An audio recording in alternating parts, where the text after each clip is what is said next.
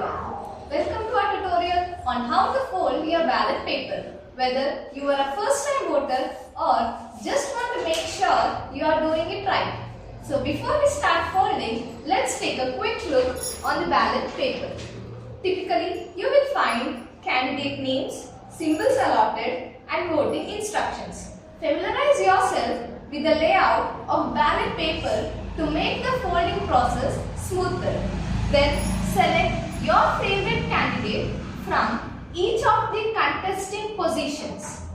Then fold your ballot paper into vertically half. Match the edges carefully. Then smooth out your ballot paper on the other side as flat as possible. And here you have a perfectly folded ballot paper.